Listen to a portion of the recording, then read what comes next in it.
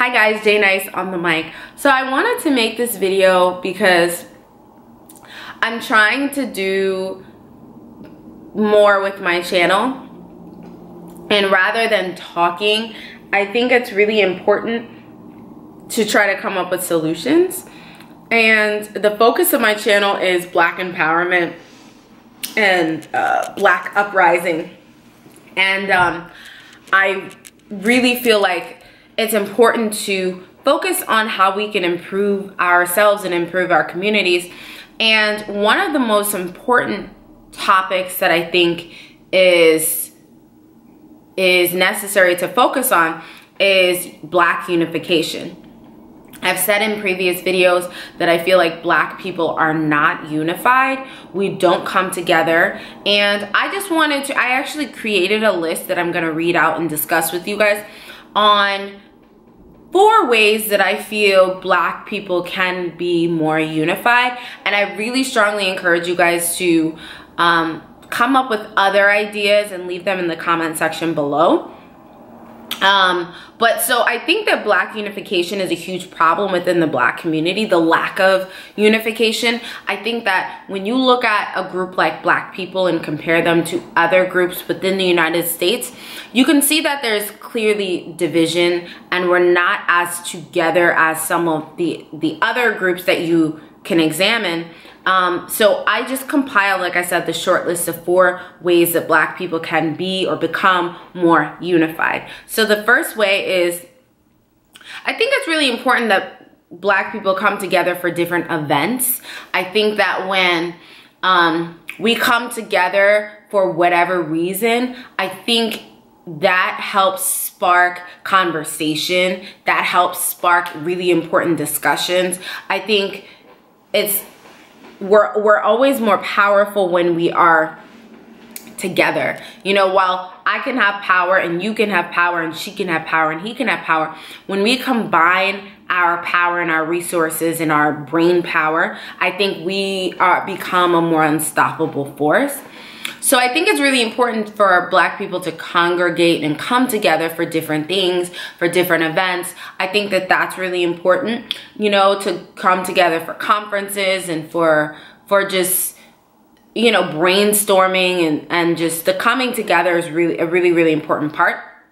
I think sometimes Black people are hesitant to get together with other Black people because we ourselves perpetuate or have these negative stereotypes about our own group, like, oh, Black people can never come together without fighting or bickering or arguing. But I think that that is it's really important to come together, especially with like-minded people, because that's how you start these conversations, and that's how you spark the first bit of changes that need to occur in order to really impact the community. So I think the first thing is us coming together for events, conferences, etc. I think the next aspect, which is really important, is supporting Black businesses. And there are not enough Black businesses and Black business owners, but there are many reasons for that, and I'm not going to get into that in this video.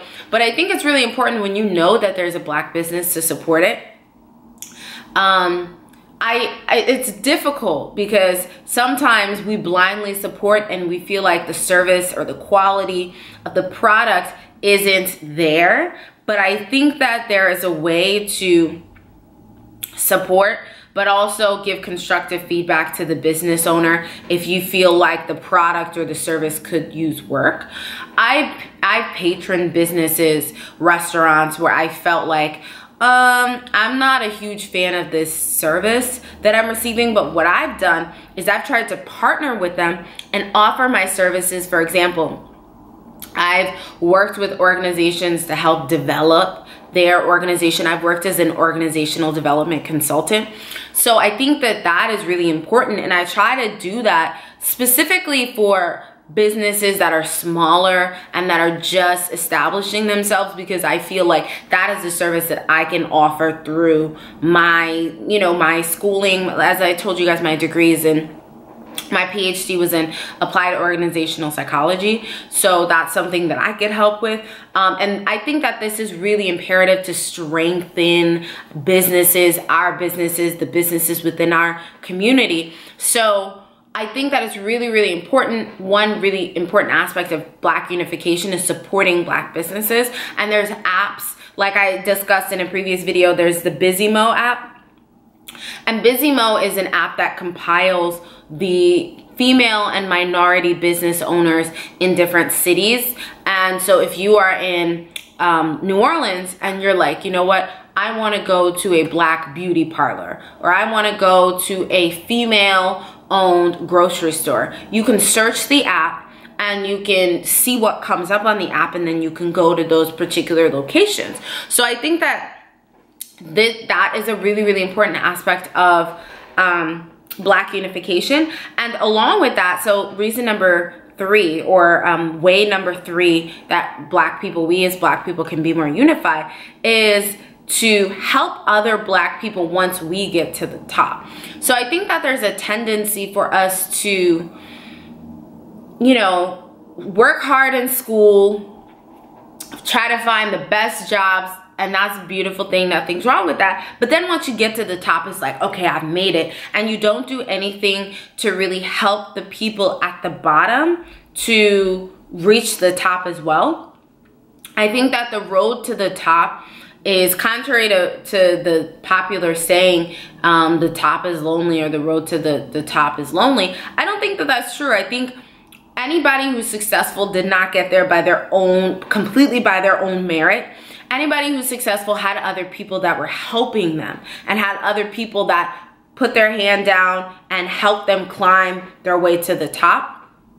So I think that it's really important for us as Black people, once we become successful, to try to help other Black people so that they too can become successful like us. So I think that that's really important.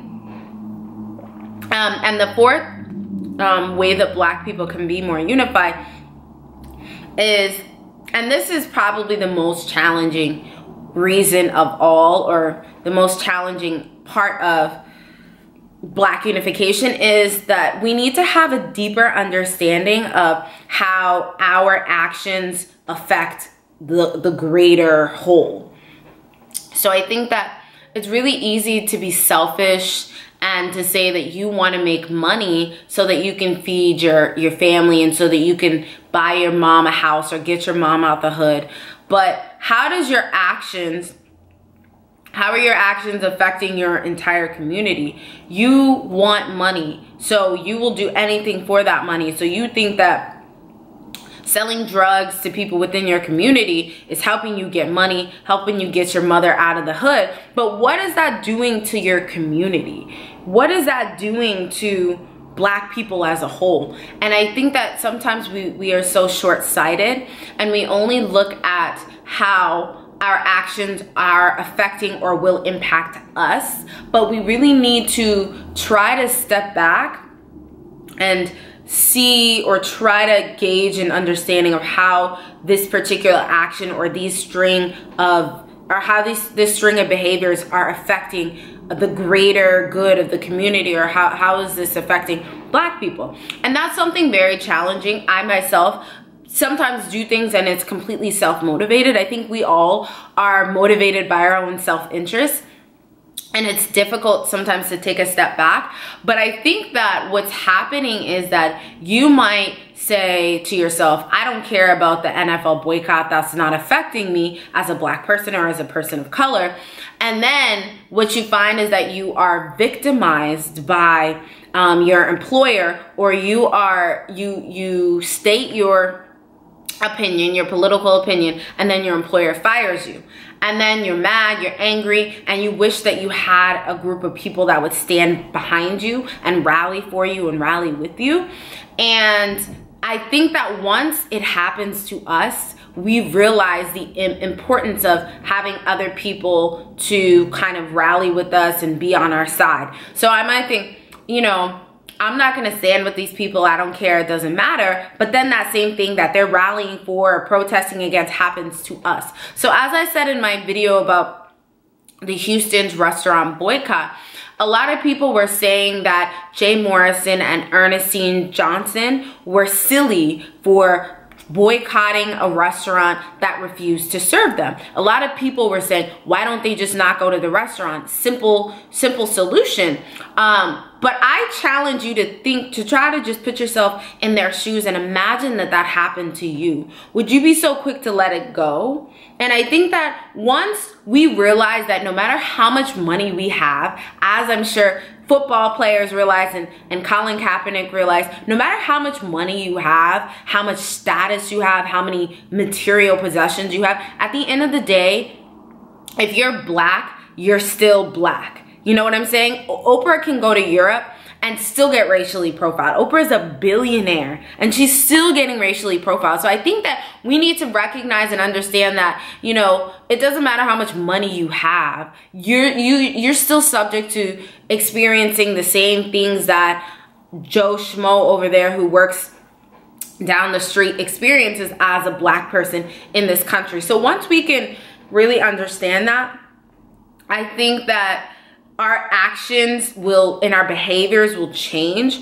once we understand and see that what we do impacts our entire community, not just ourselves, not just our families, but all of the entire black community. So those are the 4 ways that I think black people can become more unified. If you guys have other ideas, please leave them in the comment section below. Because like I said, what I'm trying to do with my channel is, rather than just talking, I think it's really important to focus on these really important issues that affect and plague our community and try to come up with solutions. And I think this discussion is the first way to really spark changes within our community. So if you guys have any other ideas, please leave them in the comment section below. And I will see you guys in the next video.